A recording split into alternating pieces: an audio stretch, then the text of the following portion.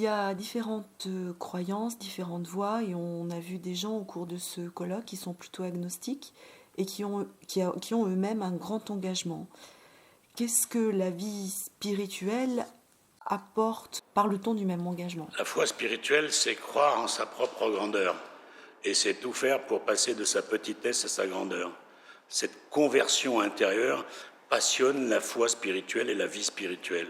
La foi spirituelle n'a pas besoin d'un Dieu. La foi spirituelle, c'est est-ce que je peux être meilleur? Est-ce que je fais tout ce que je peux pour être meilleur? Est-ce que j'utilise les outils de ma voie spirituelle pour essayer d'être meilleur? Il n'y a là-dedans aucun besoin de divin. Les gens qui sont athées sont privés de cette obligation. Ils ne sont pas devant j'ai besoin d'être meilleur, ils sont devant des causes à défendre. C'est leur problème, c'est leur...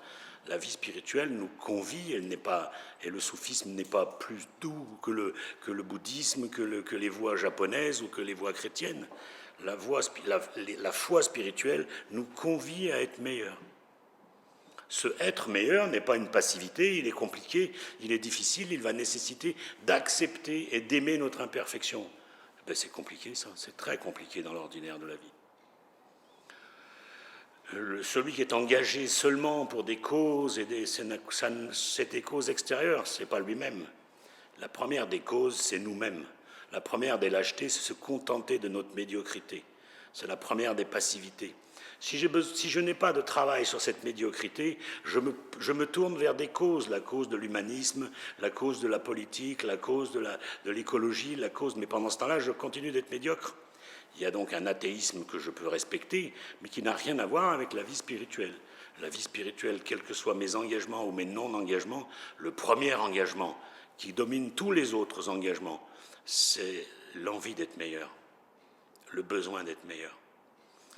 Et je pense que c'est l'origine de la virilité, c'est pas quelque chose de masculin, la virilité. C'est l'origine de la puissance, c'est pas quelque chose de masculin, la puissance. C'est l'homme avec un grand H, la puissance. C'est l'homme avec un grand H, la virilité.